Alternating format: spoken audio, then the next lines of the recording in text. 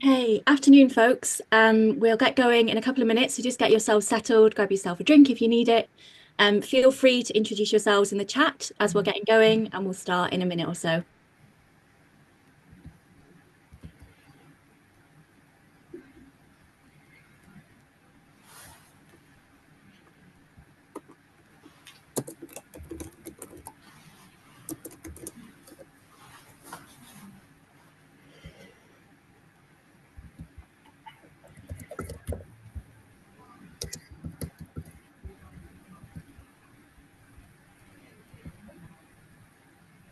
Okay.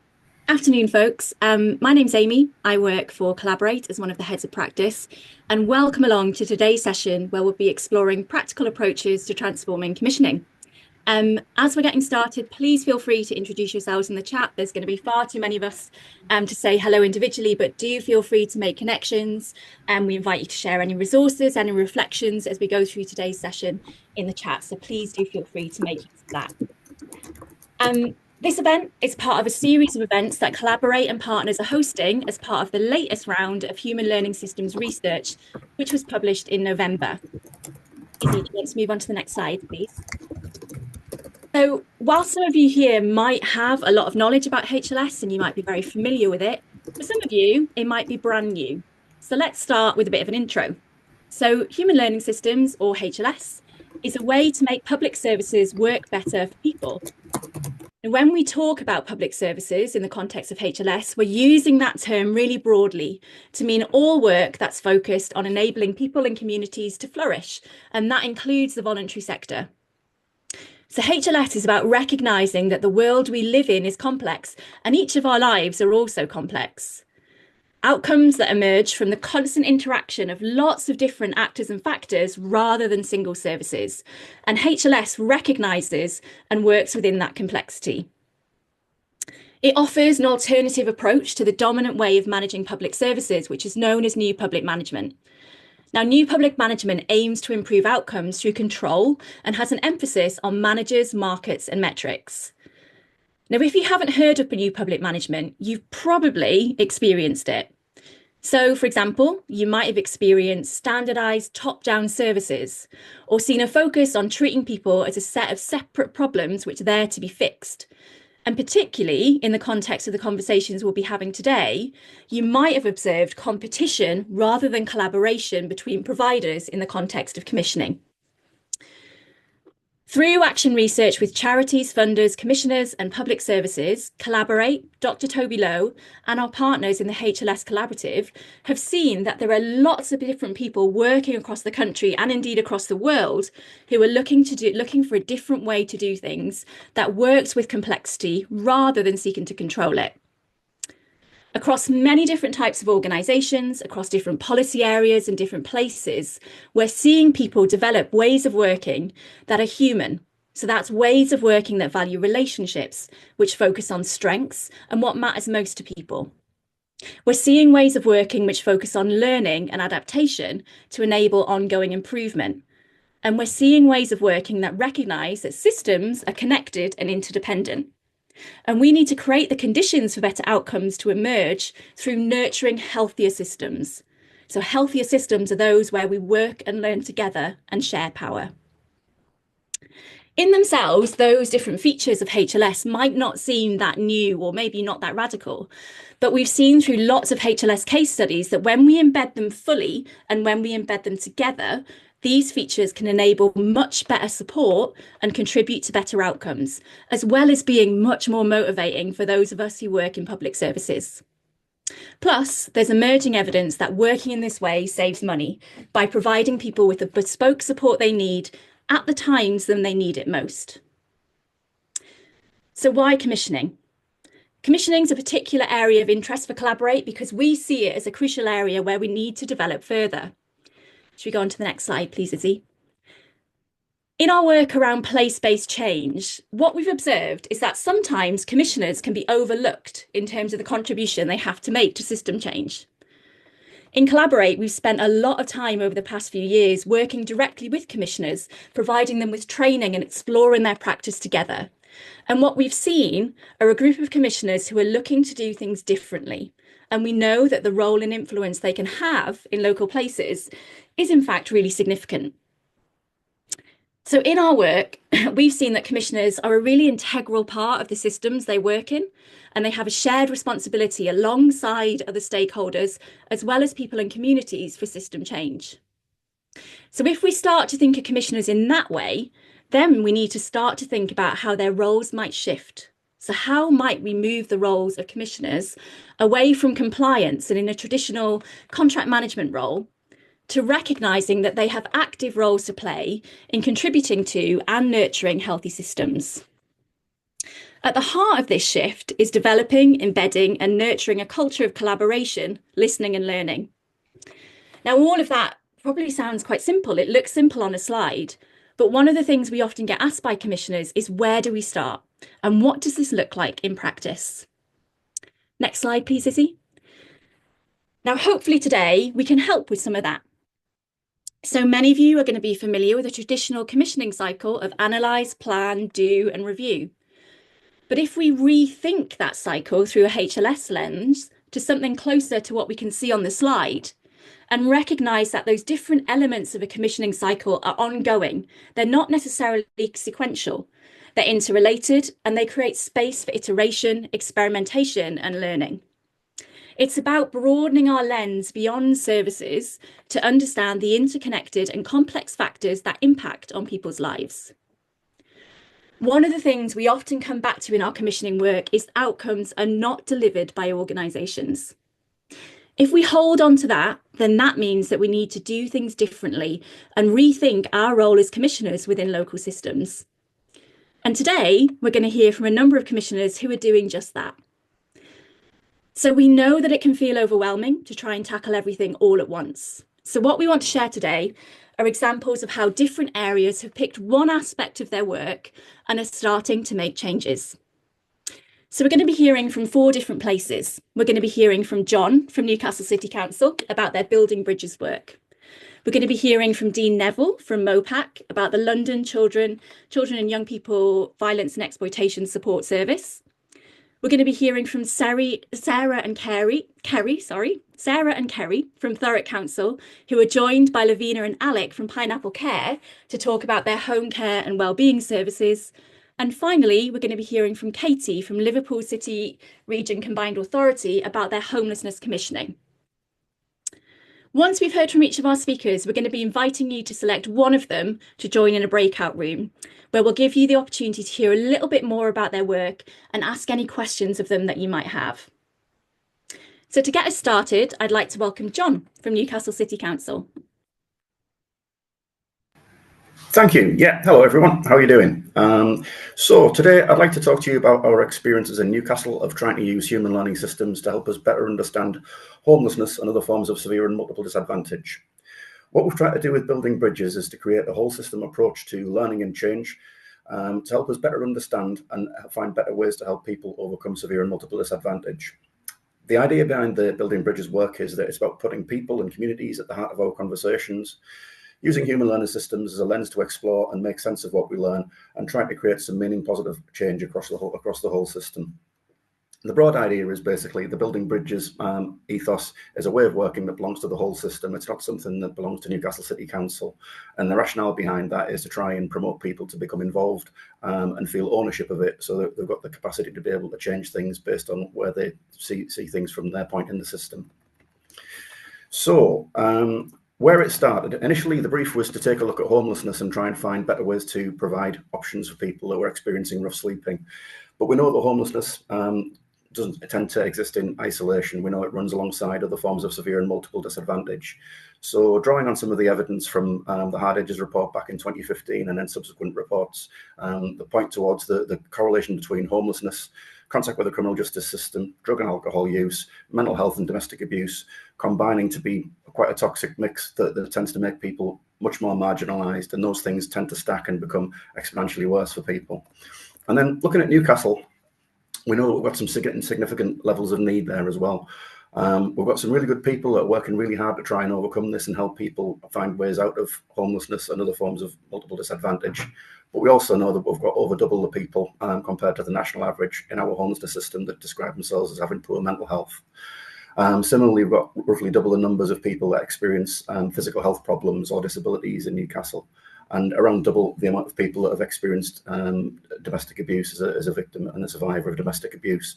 And then perhaps unsurprisingly, the prevalence of offending behaviour is quite high as well. So in short, we've got a really marginalised group of people that need some alternative ways. Our existing services weren't really meeting the needs of everyone in relation to that. And the Building Bridges work started with a lot of organic stakeholder engagement. We started with a list of 10 names. That very quickly expanded to about 200 different people across the system, from criminal justice, housing, homelessness, health, mental health, academia, the voluntary sector. So once we'd identified that group of people, we launched the Building Bridges work back in September 2023. And we introduced the concept of human learning systems as a way to better understand complexity, as Amy referenced in the introduction to it.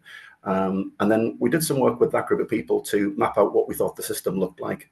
And there was quite a lot of common themes that came out around the system of severe and multiple disadvantage that we were able to kind of use to sort of contextualize what we were working with. And building on that, we, with help from Toby Lowe, took a look at some of the Lankelly Chase work around healthy system behaviours. And we particularly picked that because it's we knew at the time we brought a new group of people together. We needed to do some work to be able to build some trust with that group of people in order to be able to have the brave conversations that we need to have about the reality of what was happening across our system, particularly the things that weren't leading to particularly great outcomes for people. So the Lankelly Chase healthy system behaviours work was a really interesting starting point because it's something that is independent to all of that. And they basically said in terms of a healthy system, there are three main domains that you kind of look at to try and identify behaviours. One, looking at perspective, so people feel that they're part of an interconnected whole and have shared visions, and they've got resources and strengths that can be drawn upon. Another domain looking at participation, that looks at having open, trusting relationships where you've got that equal and reciprocal kind of conversation happening where people are able to genuinely influence, where leadership is collaborative and promoted at every level, and where feedback informs practice. And then power, looking at where power is shared and there's equity of voice across the system and decision making is devolved and accountability is mutual. And what we did with that was ask people to score out of 10 each one of those different areas, with 0 being no evidence of seeing that within Newcastle, 10 being loads of evidence of seeing that. And the score was kind of important, but it was actually the evidence behind it. What we were asking people to do was challenge their own thinking around it. And is it a perspective that you've got, or is there some hard evidence to suggest there's kind of some problems within the system there, or indeed some strengths within the system? And this kind of proved to be really useful in terms of challenging some of the kind of naysayers that we got a lot of people on board with this straight away, but we had a few people that didn't see the need for it. They felt that things were okay as it stood, despite the evidence to the contrary. So we were able to use this to start challenging some of that, to say, I appreciate that you might think you've got really good relationships and powers shared and equitable across the whole system, but for this group of people over there, it doesn't feel that way. So it was really helpful to be able to hold a mirror up to ourselves about it. Building on that, we ran a second event. We did some work with people working within services across the severe and multiple disadvantage domain to find out, well, if we're going to try and apply this human learning systems approach collectively, what do you need in order to be able to try and do that? And when we spoke to people, there were two things that came out and said. The first bit was around requiring some support to build networks again, because COVID had tended to lead to a lot of professional networks deteriorating with people retiring or moving to different roles. And then the second part of it was around getting some practical examples of more evolved examples of human learning systems in practice. So I had some really good speakers that came to talk to us, Katie being one of them from Liverpool, about her experiences of utilising it. We had John Hamblin from Shekinah in Plymouth talking about the Plymouth Alliance.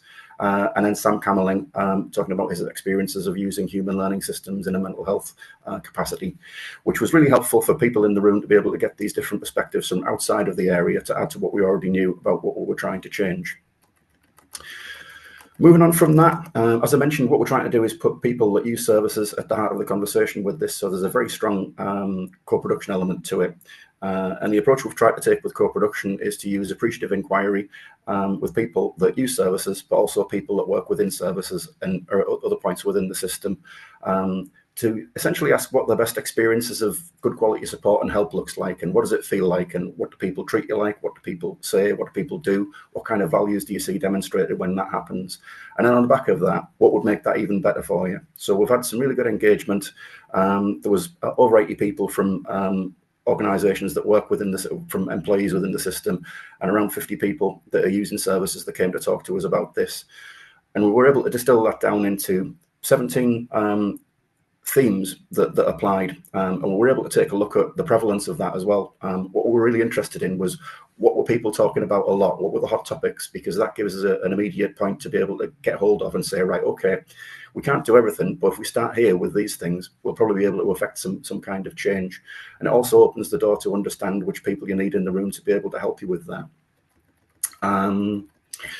So we found from that there's a lot of strengths within the system at the moment. As I say, we've got the way I tend to describe it is, we've got really good people working in spite of a system that is fractured, and it makes it difficult to navigate from a professional perspective, as well as that of a person that's maybe trying to access some support and some help. The barriers along the way that we've experienced, we've had some changes in leadership within our adult social care team. So we've unfortunately had the assistant director that was the figurehead for this piece of work has since retired. So we've got a little bit of a gap there. And similarly, we've had a change in terms of our director of adult social care as well. And that means that we've not had the opportunity to be able to link it in with some of the other collaborative work around Newcastle that was already being developed. And the second part to it is around what I think we're missing at the moment is a learning and change strategy that certainly extends across all of Newcastle City Council, because we need this input from our directorates internally. Because even when we looked at that, we don't talk to each other quite as well as we could do. So there's stuff we can do internally that would make things tighter and better for us. And if we can get that learning and change strategy applied, that might help us be able to do that. The next steps for us, more iterations of the co-production work. What we're trying to do there is build that into a reciprocal conversation. So it's a bit of a you said, we did.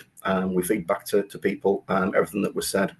As I say, we try and contextualize it, and we try and theme it to draw out the what is constantly recurring. But the nature of the building bridges work, what I've tried to do from the outset is make it entirely transparent. So everything that's included, with consent obviously, is included verbatim at the end of each report, anonymized, so it can't be identifying an individual or organization. But it's one of those things that enables people to take a deeper dive and a look if they want to get a different perspective on something that has been contained within it. And then building on that, our co-production work with people that use services at the moment has been very much delivered at the point of where they access services, because generally they feel most comfortable there. But what we're aspiring to do is build a lived experience forum where we can bring all of those voices together on a regular basis to be able to have that ongoing conversation and use that as a way of trying to document some change. So that is broadly what we've been up to in Newcastle. So I shall stop there. Thanks so much, John. And if you've got questions for John, or you want to learn a little bit more, there'll be an opportunity to join him in a breakout room later on. Okay, so let's welcome Dean from Mopac. Dean, are you here with us? I am, yes. Brilliant. Izzy, could you bring up Dean's slides? And over to you, Dean. Thanks, Amy. So as Amy mentioned, I'm a policy commission manager from the Mayor's Office for Policing and Crime, and we'll talk to you a little bit about what the London Children and Young People Violence and Exploitation Support Service. I'll tell you a little bit about that, but what I'll really focus on is how we got to kind of launching that service, so the co-design process. So between October 22 and February 2024, I led that. Sorry, who am I asking? Is it Izzy? Am I asking to flick onto the next slide? And what that is a service that provides holistic support to children and young people in London. Although it is a new service, it does build on successful delivery from previous services that had been delivering from for children and adults from about 2014. So there's 3 services that it succeeded. One was from 2014, one 2016, and one 2018. So it kind of like the provision across different areas had grown in that time. These services had been successful. That had been demonstrated by their performance outcomes, by evaluations, but the future service response was adapting to that. We're making significant investment in that, so demonstrated here, both in value but also the length of the contract. It was 3 years with the option to extend by a further 2. So investing in this co-design sort of like process, both in our time and our commitment, was a really important element too.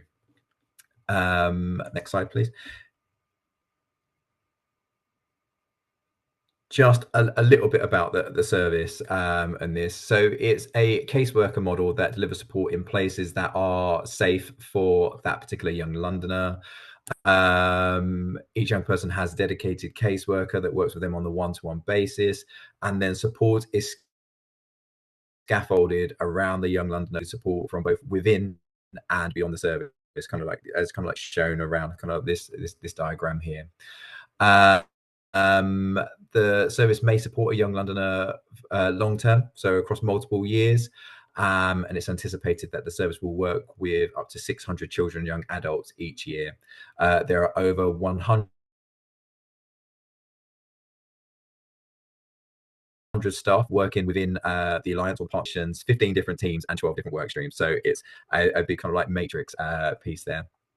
If we skip through probably a couple of slides, here's a little bit more around the team around the worker, but I won't really speak to this.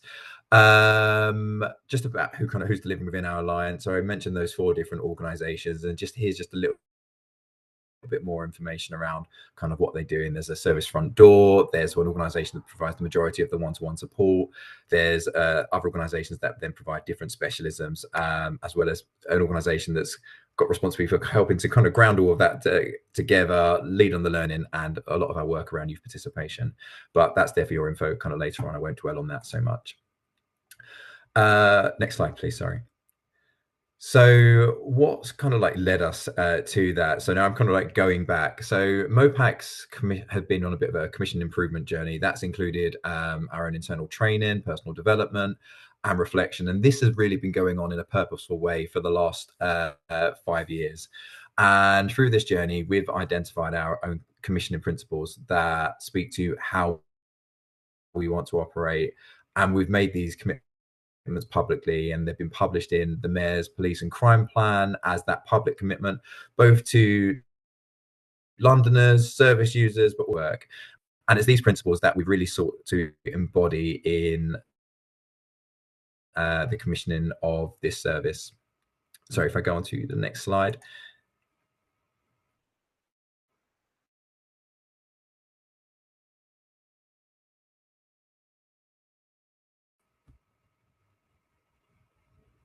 Oh, are you back? I think did I freeze there?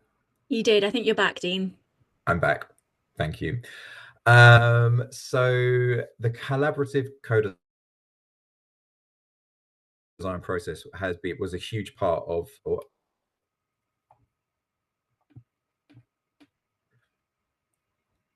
Dean, I think we keep losing you. I wonder if you switch your camera off, Dean, if it might help. We keep losing your audio. I'll give it a try. Can you hear me now? Yeah, that's great. Thanks, Dean. No worries. So yeah, to get to the point, the collaborative co-design process was a huge part of us kind of living those commissioning principles. It built on the existing evidence base, so learning that we had from the existing provision. It built on the evaluations we've had, but also kind of the renewal of problem profiles around the areas that the service delivery was focused on. It had built on what we'd learned from previous services, including understanding how our contracting arrangements that we had put in place were inadvertently prohibiting the services from meeting the needs of children and young adults. And it also brought together a real wide range of stakeholders, including young Londoners, existing service users, current providers, as well as others that hadn't been involved in the previous provision, local authorities. So in London, that meant across all kind of like 32 plus the City of London and the Met, criminal justice system. All of these partners were coming together to really shape this. And you can see them in some of the pictures that may be on your screen there. Amy, you might be in there somewhere as well. that formal co-design took place from October 22 through to June 2023. And for the most of that, we came together in person every 3 weeks in an iterative process. Similar to what John said, we use appreciative inquiry to focus on the positives and really explore what was possible within this, so that people weren't wedded to what had happened before, both in what was positive and negative about that. It was all about kind of really shaping the best future possible.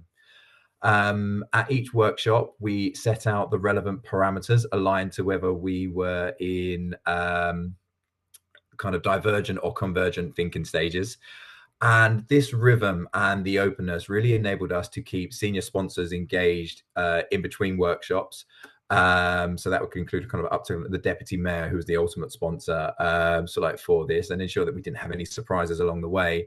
But it also enabled the group to proceed with confidence, because we was checking in at each of those stages, and we was updating and reflecting back on what they had said and making sure we've got that right, and then was able to feed in anything other sort of like information we had from outside of those workshops. And then once we'd kind of set out those parameters, we handed over to external facilitators. So that was like Helen and Amy, and we became participants like all others. So our voice just carried just as much weight as anyone else within that. And really, the only difference is once the workshop was completed, we essentially become the guardians of what come out of that co-design. We had to make sure that what was said in those workshops was what was carried through. Throughout the co-design process, there were several recurring themes. So the focus around having a real holistic approach, a focus on ensuring that there was collaboration, and really an importance of kind of like good relationships within that. And these themes directly influence the outcomes that we were seeking to commission. So what we're probably all used to having are those individual level outcomes in terms of what is the benefit for the individual service user. But we also ensured that in the spec that we put out, we had organizational outcomes. So how did we want these organizations to behave themselves, recognizing another thing that came out from this, that one organization could not deliver all of this. So how did they behave themselves, both internally and working together, but also with the wider system? And to support that, we also set out some system level outcomes that we wanted to see. And what that enabled them to do is to respond to the tender and put resource against those outcomes that we'll be measuring them against as we go forward. And well, measuring them, they'll be measuring themselves against that as well. There are other recurring themes that really influence our commissioning approach, specifically our contracting approach. And those themes were having a real emphasis around autonomy on that, both for service users, but also the providers in what they were delivering, and having a flat structure. So no one person leading this and making all of those decisions and everyone else falling in line. And these themes really led us to having an alliance contracting approach, which I'll talk very lightly about now on that. So if I just flick to the next slide, that is the last one. So alliancing is a way of working. It is really grounded in relationships, trust, and a shared purpose. It's seen as a vehicle to share those responsibilities and also the opportunities. An alliance contract is the agreement between two or more individuals or entities stating that those parties involved will act in a certain way and they will all strive towards that common goal. So it's in that. So yeah, we have one contract with the 4 providers that are leading on delivery here on that. So that's almost how we got there, where we are currently. The service went live in June 2024. There have been many positives, which I'm sure when we break out, I can talk to on that. But it hasn't been without challenge. I can also talk to that. So I think my time's up now, so I'll pause there, and yeah, happy to pick up any questions and share my experience later on. Brilliant. Thanks so much, Dean. Really great to hear how you went from that co-design process into having that alliance contract. And as Dean mentioned, if you've got more questions, we can pick those up in our breakout rooms. Okay, we're now going to hand over to Thurrock, and we have 4 speakers from Thurrock, and we're delighted to have a provider perspective in the room as well, which is really exciting. So I'm going to hand over to Sarah and Kerry and Lavina and Alec. Over to you. Thanks, Amy. I'm literally going to, my name is Kerry Armstrong. I'm the head of adult social care transformation and commissioning for Thurrock Council. I'm literally going to provide a very, very brief strategic overview just to show how we've got to this point before then handing over to Sarah and Lavina and Alec. So Izzy, if you can just forward on. Right, okay, just very, very quickly, Thurrock have been at kind of transformation, had a transformation, system transformation program in place since about 2012, and you know, recognising the importance of actually health and care working together, but more broadly than health and care, obviously, you know, the wider determinants of health and the role that communities themselves have in terms of strengths and assets in keeping themselves well and shifting the system to prevention and early intervention. So really, the work that's gone on in Thurrock over that time culminated in 2022 with our integrated care strategy. It's a really snappy title called The Case for Further Change, builds on a document called The Case for Change, and it kind of has a number of chapters saying how we will get to, you know, to launch, based on all the learning we've had over that kind of decade of time, how we will really deliver a truly integrated place-based health and care system. It's based on the principles of healthy learning, Human.Learning.Systems even, and what we've done is we've split Thurrock into 4 areas. So there are 4 mini health and care systems based on our 4 primary care networks, and these networks operate through what we call integrated locality teams. So anyone that works in that area comes together as part of that network to identify, including with communities, because, you know, say community assets are a key part of this, how to identify better solutions, better bespoke solutions for individuals. Very much around kind of experimentation and learning. The one thing we hadn't done really was do much around commissioning. We'd focus a lot on operational and social care, on assets, but not on the commissioning element. So as part of this strategy, and linked to it is our integrated commissioning strategy, which we kind of finished and published last year, and which is kind of, if you know, chapter 10 of our integrated care strategy, and it changes about how we're changing the whole culture of commissioning. So it's very much focused on human learning systems as opposed to focus on a more traditional time and task and contracts provider, commission provider relationship.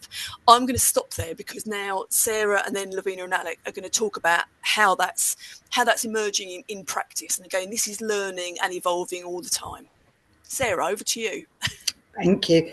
So yes, it is evolving, and as Kerry said, we've made significant changes, I would say, amongst the more statutory services of health, housing, adult social care, children's social care, coming together. But the reality for me, and probably most people out there who haven't got really complex needs, is social care is the one person who comes once a year for an annual review, and their real reality of social care is Alec and Lavina, and the people who work for them and the services that they provide. And they come in every day and they know them people. And for a lot of people who haven't got families, they are a lifeline for people to identify that they're deteriorating or not well today, or things aren't going great. So we'd recognised that although we'd made all that progress elsewhere, the next stage was to focus on commissioning. And the first thing around HLS is to give up control and to create trust. And I'll be honest, and I'll say it to anyone, my personality is not to give up control. It isn't. It's why I picked commissioning as a career. But you will see that Lavina and Alex will mostly be talking today. So that's how much control I've given up. And the next thing is trust. I have no idea what they're saying. I haven't seen slides. They are just talking. So we will see. I've embraced that change personally. But what I would say is that in terms of HLS, there's actually a HLS commissioning document that can be quite helpful.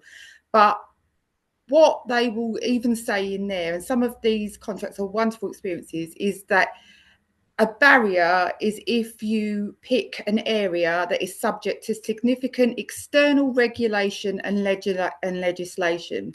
So based on this and what I've just said, picking home care, I always say, was a really stupid idea, because it's got to be one of the most regulated care industries that we have. But that's what we did. We did it because it was the right time to do it, and we did it because it was the right thing to do. There's that Einstein saying that if you insanities keep doing the same thing again and again and expecting different results. And that's actually what we've been doing for a number of years. We've been doing very short-term contracts, time and task, frequent procurements. And where we'd got to with that is we've got some brilliant examples of care, of course we did within that, we always will, but we'd got some significant workforce issues. We are very over reliant in Thurrock on 0-hour contracts, and it's something that we want to change. We also know that a third of our workforce is due to retire in the next 10 years, and we haven't got anyone young coming in. So we know we need to change the industry. And we know we need to do something to support providers to give more, contracts of employment that are more secure. They themselves weren't getting any secure funding or work, so that would be really difficult for them. We had a quite fragile market. A number of contracts have historically been handed back to us, which if you've never happened to you is very expensive apart from anything else, and makes you very busy. We also had extremely high levels of reported loneliness through by our home care users, and HLS is about connecting you to those assets, to that community, and yet these people weren't. So we knew we needed to change, and I am going to move on because I really want Alex and Lavina to talk, Alec to talk rather than me. But so what we did in the end is we picked those areas where there was room to manoeuvre, and I think that's what's important, and try to do a procurement that was based on that. Before I did anything, I went out and I spoke to any home care provider who currently had a contract with us who's willing to talk to me, and I like to think I listened. I then went back, I researched what people had told me, and then I went back and said, now you've told me this, I've looked into this is what I'm thinking of doing. And I actually asked the question, are any of these ideas stupid? I should have put it probably in a different way, maybe framed it more professionally, but it was a good question to ask because every single provider told me one of the ideas was a really stupid thing from their perspective. And when we talk about co-production, we keep talking about service users and forgetting that providers are part of that co-production. You need to ask them, would this work? You're employing people, you're delivering, you're organising care. Would any of this that we want to do work? And they were very clear, shall we say, that one of them ideas wouldn't, and that the other ones they were supportive of, which was really good. Lavina and Alec will tell you from their perspective what the procurement was like, because we tried to do something a bit different. And I'm hoping they will. Who knows? I've said I've given trust. But I just want to say that, for example, the 10-year contract that we eventually went out with to give security of funding, was actually initiated from a conversation with Alec, who said to me, because I'd had home care as an agenda 10 years before, and he said to me, Sarah, it's not like it was 10 years ago. People with us, we've got much more complex needs. They stay a much shorter time in the service. And I went back and I checked that, and that was all true. So we tried to shape it on that learning.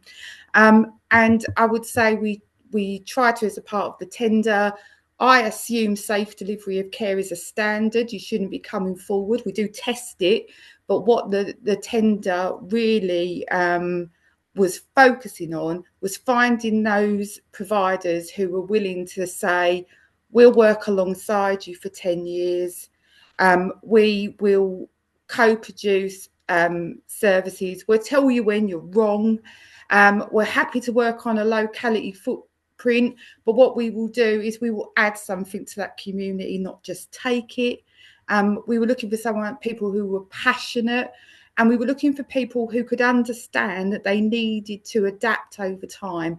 We know probably the next best big thing that's going to cause a significant issue is ageing without children. We will need to change our services to adapt to that.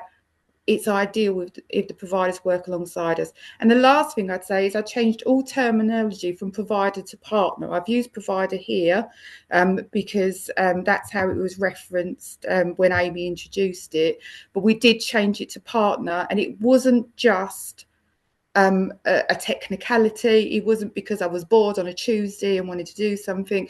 It genuinely was because I want it to change. I want them to have an equal status and a seat around that integrated locality team table.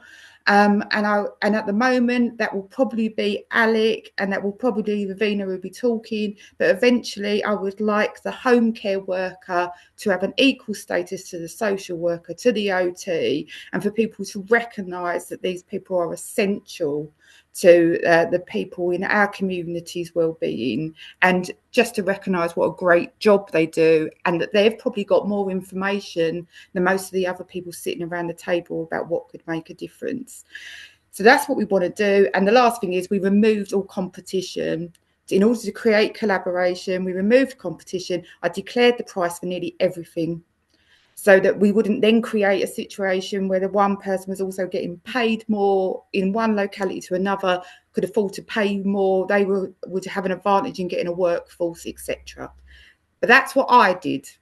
Now let's see what Alec and Lavina thought about that. It might not be as positive as what I've presented. We'll see. Thank you, Sarah. Thank you for trusting us. So I'm Alec Babs. I'm one of the directors at Pineapple Care. Lavina Babs, I'm the owner of Pineapple Care.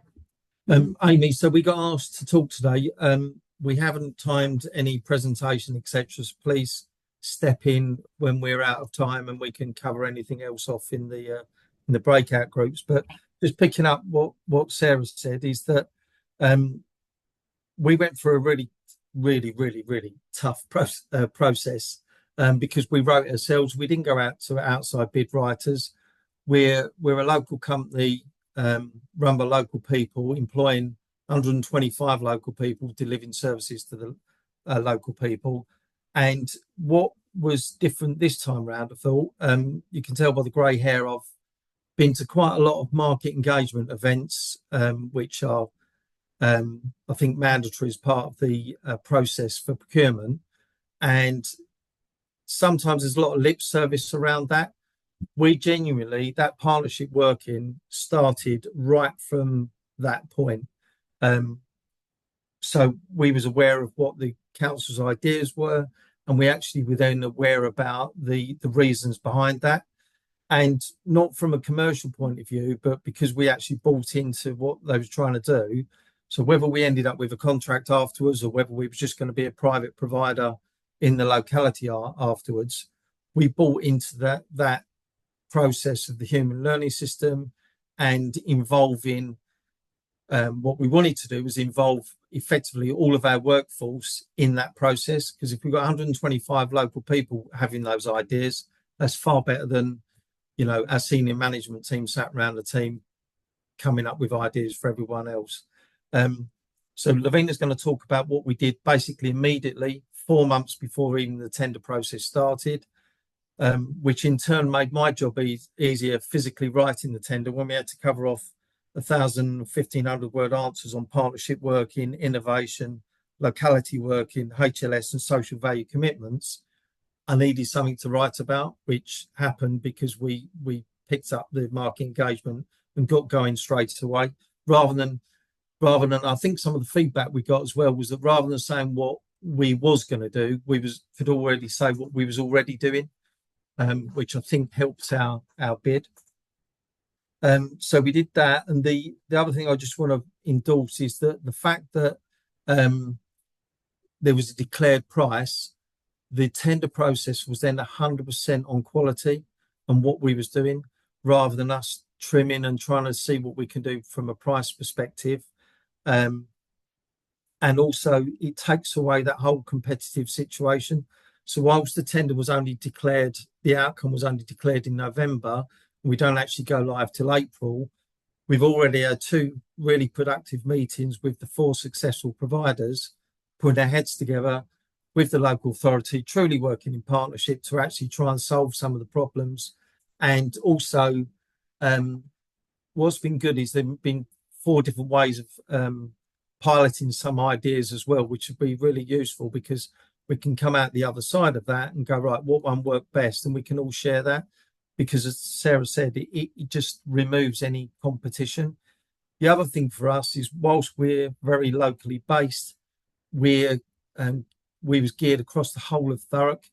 It's allowed us to then start thinking about hunkering down, concentrating just in one area, which is the one that we've been awarded.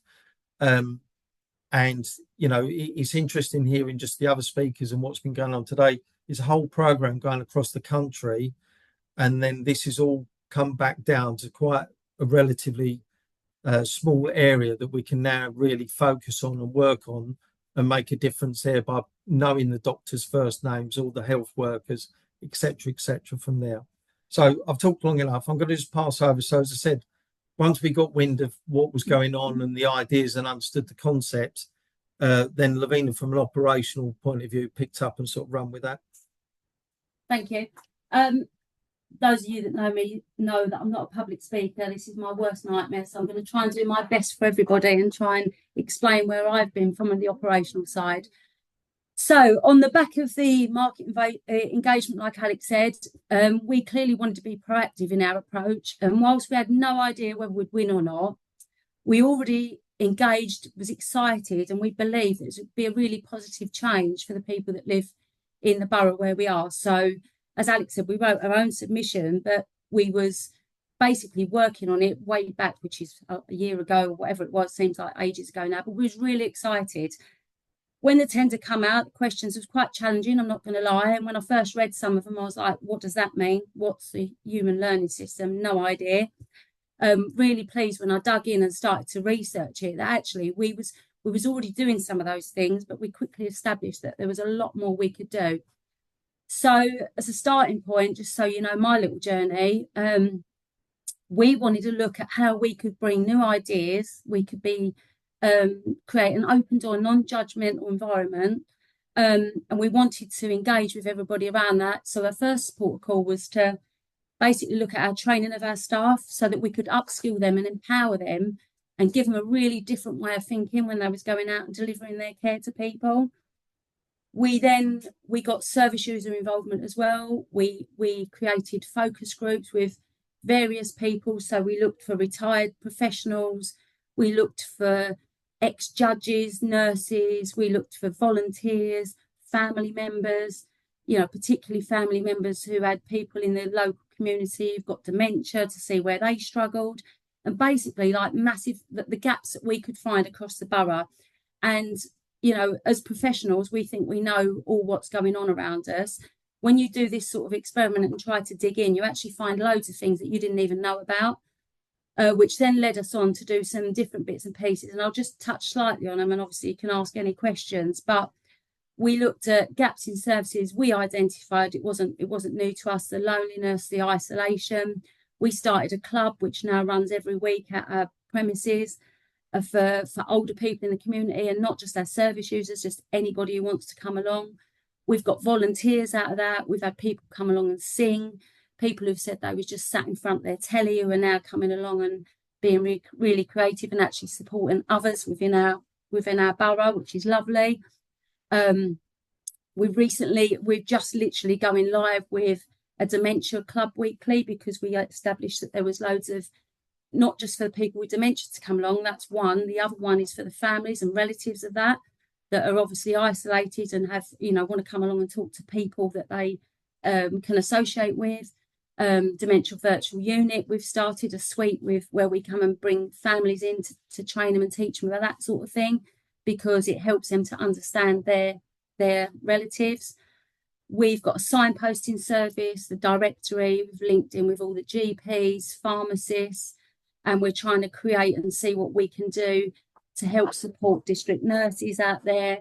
We've got staff out there now with oximeters, blood pressure tests, to just help so that we can sort of identify some illness or what's going on before we're calling people out, and trying to sort of biggest thing is to limit the amount of people coming to a service user's home, because one of the things we found out by talking to them and our surveys was they was fed up of having to have care in the first place. Nobody wants it, but they've got to have it.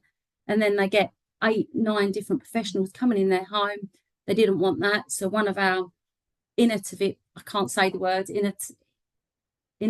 ideas, I'll go that route, is about sort of a partnership working with the local authority for that going forward, because we can help if we can sort of minimise that for people. Social values, we linked in with a local college because when Sarah had come out, she'd spoke to us about the ageing population of carers. So we've now linked in with a local college. We have students come here weekly, do a weekly placement with us. They then they come in every week ongoing. We're looking at giving them career options, and it may not be that they want to work in care with us and do reviewing or, management like we do. They might want to be OTs, nurses, and different social workers, and we're giving them the... Yeah, if I just pick up on that, sorry, as well. So, as Sarah said, it's a big problem with the number of ageing workers in the area. It's a really good example. So when it's networks of people. We found someone that knows the vice principal at the college, rather than making 100 phone calls trying to get in front of someone. We went to meet them, and there was about just under 300 kids that was doing social care courses within the borough. So they've chosen to go into that field. So with them, we've created a work placement scheme, which they can do along with their studies. But it is then ready-made to hand out to the other 3 providers that have come into Thurrock, into the other 3 areas, so we can keep them in their own geography of working. What was then really good was then by the time we actually, the last part of the having gone through 7,000 word answers, etc., we then had to have a presentation and interview process as well. But we was able to share that as well. That not only was that an idea, this was real. People, the kids were coming through the door ready, and we was ready to go to roll that out to the other providers, which I think is going to be really... Yes, it's already proving to be. So I've literally had 3 CVs this week for other students that the college want to send along to us for their placements. But equally, then when we're sitting around the table with them now, the 4 of us as providers, we've already got that up and running, and the college are really excited because we're now going to introduce them to 3 other providers across Thurrock Borough that will obviously, hopefully, in partnership like they're asking us to do, is to go and work with them as well. So they're going to, facilitate a lot more of their students, and they actually didn't have anybody working in domiciliary care at all. So that's, quite massive. And then the other people we're working with stroke. We're doing a lot with stroke victims now, trying to set up ideas and get involved with that, because obviously we can help families and relatives. And we've also linked in with a local Children's Cancer Trust, and we're currently in talks with. They've asked us to provide some counselling downstairs for families who overnight their lives change, and they'll have a support with being able to come into us. I could go on and on and on. My ideas in the tender, we're all sitting here really excited to talk to Sarah about. We've already had meetings about one of the projects that was in our tender submission, that's now coming to fruition, which we're really excited about, with the loneliness. Lots of questions. It was really challenging, really exciting, and we're just really chomping at the bit now to get to April, although we're already doing loads of it, and they have been proactive. So one of the things that I said way back when was, this is really great as long as you actually are going to listen to us this time, because we do know what we're doing. We've done this for years, and we're in it every single day. Hopefully, tender interview, I cried because of my passion and everything come through, and I just couldn't help it. I was expecting to cry today. I've been a really big girl today. But yeah, it's really exciting what we're doing in Thurrock, and I'm pleased to say that they have really listened to us. And it does feel like this time we've sort of been around the block, calling them a service user to a client, to a this, to that, and back to a service user. I really feel this time that we have been listened to, and it's really exciting over here. Thanks so much, Lavina and Alec. Your passion for it absolutely comes through. And yeah, thank you so much for sharing that perspective. It's really exciting to hear the work that's going on in Thurrock, and I'm really looking forward to hearing how that develops. Okay, on to our final speaker before we go into breakouts and your chance to ask some more questions. So let's welcome Katie from Liverpool.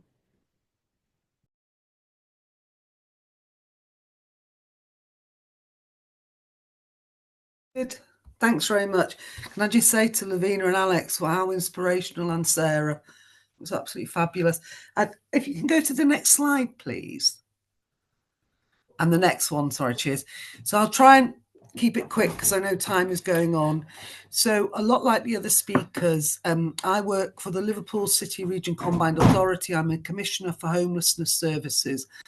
And I think we saw a great opportunity to change with the introduction of the HRA in 2017, which was driven by the prevention of homelessness and to relieve homelessness. Just to say, my background has been managing housing options, but also delivering contracts, managing hostels for homeless.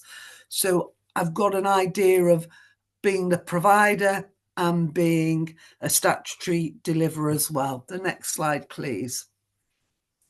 So what we wanted was system change, and Housing First, part of that funding that the Liverpool City Region Combined Authority was given was pilot money to develop Housing First.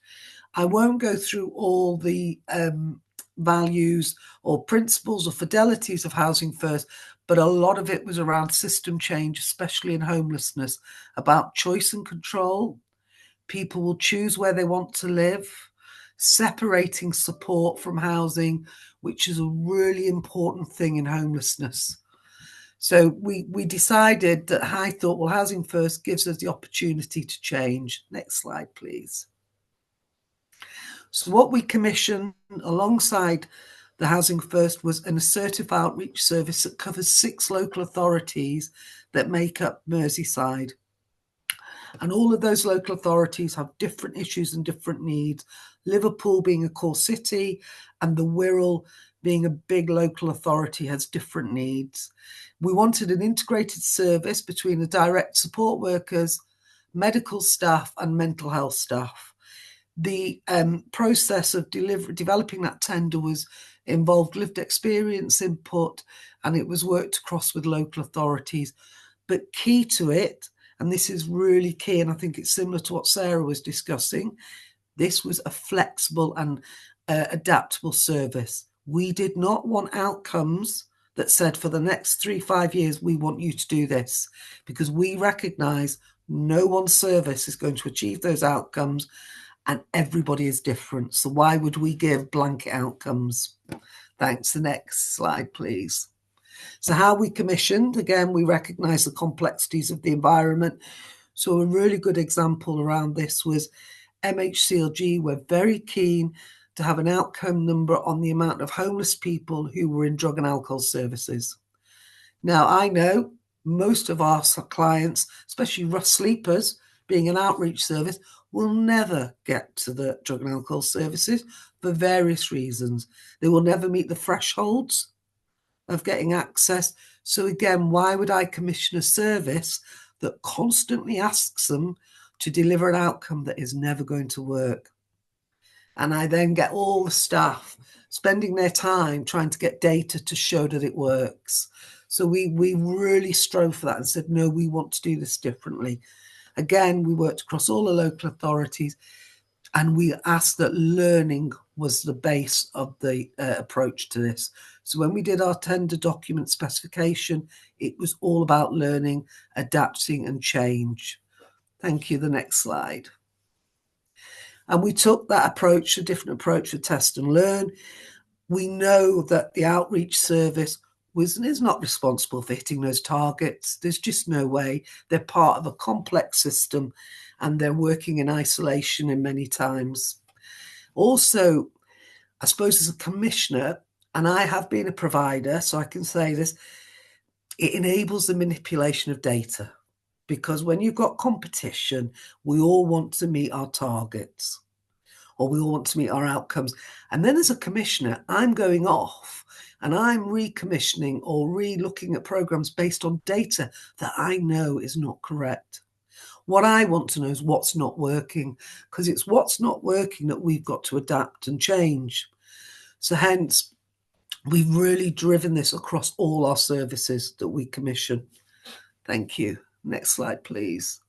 And then the next slide, please. So again, we looked to very much, we wanted this process to be about building relationships around trust, establish a shared purpose, and make the system visible. This has been one of the hardest steps, I think, and our provider or partner, which I'm really going to take on board what Sarah has said, our partner has said has been really difficult as well, because when we first started this, they were concerned that I might throw them under the bus as a commissioner. Because they said, do you really want to hear what doesn't work?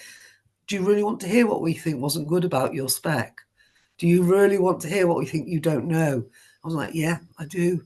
And that can be quite a difficult process for them, because in the past, they've never really been asked what they think. And, you know, yeah, I am commissioning big contracts, but not being driven by the experts. I'm on the 12th floor. You know, in all fairness, I've not seen a homeless person for years that I directly work with. So again, we've done an awful lot of work on this, and this is something that you constantly need to work at. It'll never go away. No matter how good things are going, it needs to be constantly pushed. Next slide, please. So again, we recognise the contract and the approach and monitoring are produced by whole systems rather than individuals. And our priority has been to develop a healthy system. Again, we still look at data and we still look at outcomes, but those outcomes are developed in a partnership and they change. They change on what's required. So, for example, the winter pressures, SWEP, the severe weather, that will change the outcomes for that quarter. We will adapt and change and be flexible. We won't keep the same outcomes. Thanks. The next slide, please. And again, how we embedded it was that understanding to enable development, we have to have trust, clarifying a shared purpose, a lot of co-design, experimentation, reflection and redesign. If it doesn't work, we change it.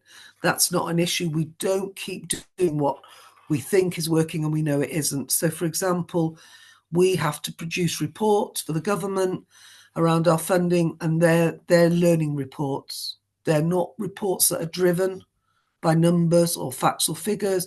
They're driven by learning and how we've changed it and adapted and what we've done.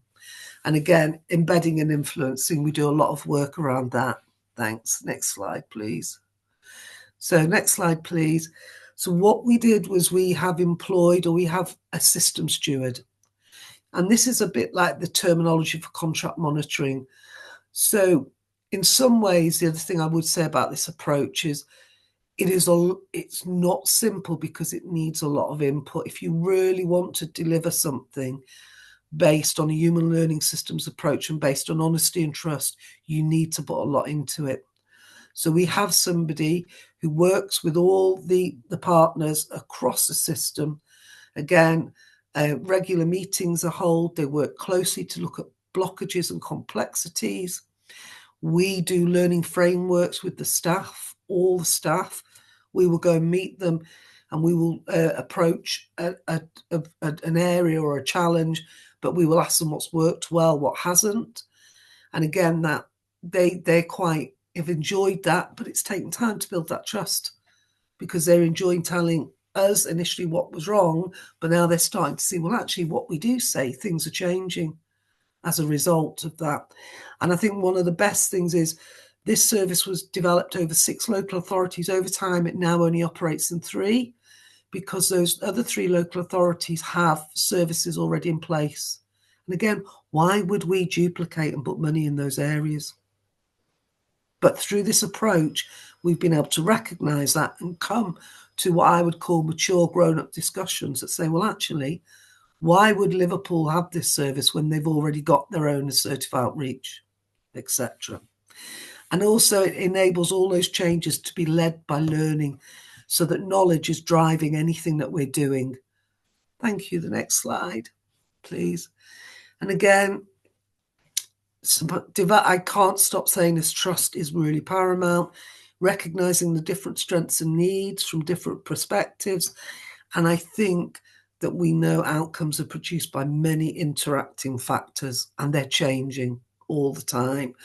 And that people are working in systems they have no control over. So when we're looking at an entrenched rough sleeper or an entrenched sofa surfer who maybe requires adult social care, mental health interventions, there's no way our partner controls those access to those services. And we again enable delivery to inform our learning. Thank you. So our learning, the trusting relationships takes time. Changing culture of commissioning is wide-reaching and it's system within itself. Some of my colleagues in commissioning and procurement have struggled and think this is a really easy approach. Well, it's not. We're now in our third year cycle of money, and we're now taking this approach across lots of different areas. And I think the only thing I could say to you, and I think Sarah alluded to it as well, is if what we've been doing for the past 30 years is good, why have we still got increased numbers of homelessness? Why have we still got increased numbers of providers feeling that they're not being listened to, or the contracts don't really understand what's required? So I think you need to take a risk, a healthy risk, and just do this. Again, let your providers, partners, trust their instinct. They're the people who help us. I learn more from the partners and the staff than I learn from any professional meetings I go to, because they're the people who are face to face with it. And again, it's all parties take a human approach, and it's not easy, but it's very rewarding, but it is not an easy thing to do. And also we're asked a lot, oh, how do you do this? Or what did you do? I could just say for those people out there who are commissioners and have contract monitoring stuff, just start by taking a different approach to how you contract monitor. It's really easy. Just go and meet the people who are delivering and ask the questions. Don't be driven by the data and the outcomes, which doesn't really tell you the nuanced issues. And I think that's it for me, I think. Thank you. Brilliant. Thank you so much, Katie. And that reflection of it not being easy is a really important one for us to share. It isn't easy. But I think what's coming through in all of those messages is let's start somewhere. Let's find somewhere where we can make a shift, where we can try something new out, and we can see what happens as a result. Let's learn together. Okay. What we're going to do now is we're going to give you the opportunity to choose one of our areas to hear a little bit more from. So you should see a pop-up come up on your screen in a second with the option to join a breakout room. We're going to go into our breakout rooms for just short of 15 minutes now. We're running over a tiny bit. It's your chance to ask questions, to hear a little bit more from one of the areas, projects, commissioners that you're particularly interested in hearing from. So feel free to select your room, and we will see you back here at 20 past. Welcome back, folks. We'll just give people a second to rejoin us.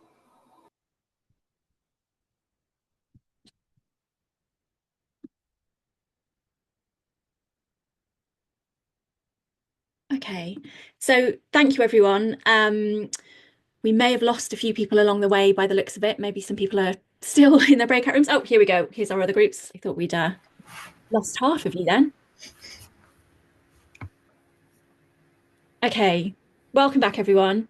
I hope you found those conversations helpful. I'm sure there were questions you all had for each of our areas, so apologies that we weren't able to give you the opportunity to speak to everyone. We do have kind of 10 minutes left, so I just want to invite any kind of final reflections or any questions you do have for folks you haven't had the opportunity to speak to. But anything that's kind of really resonated with you today, anything you want to share, that also goes for our speakers, anything which came up for you in your breakout groups.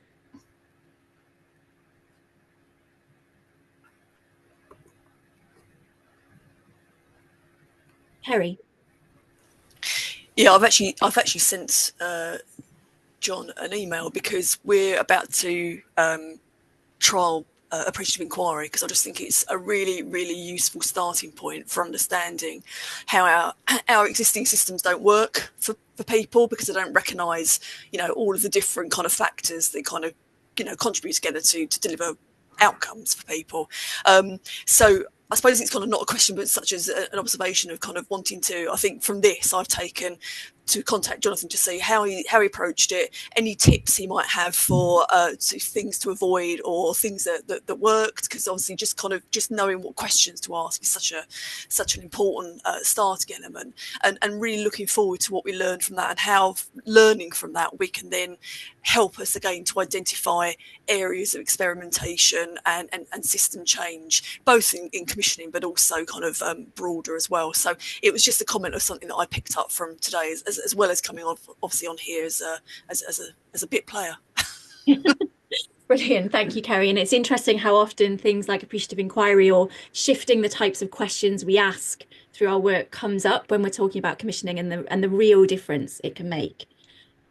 Any final reflections from anyone?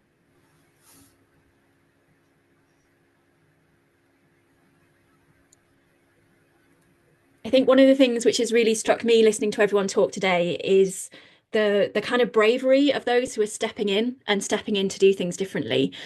What we hope we're able to kind of start with sessions like this is a bit of a conversation where we can start to connect people. So you don't feel like you're doing this on your own. It can be really tough when you're working as a commissioner to try and do things differently, and having that network of support can make a real difference.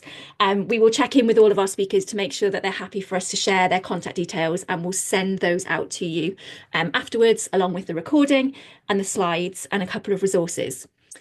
Just before we finish, I just want to say a massive thank you to all of our speakers for kind of sharing your experiences, sharing your reflections. It's always so insightful. And I think you've really brought to life how we can do this in practice. And it doesn't have to be that you take everything all at once. The idea of starting somewhere, testing something out and giving it a go has really come through really strongly today. So thank you so much for that. Just to let you know about a couple of things we've got coming up.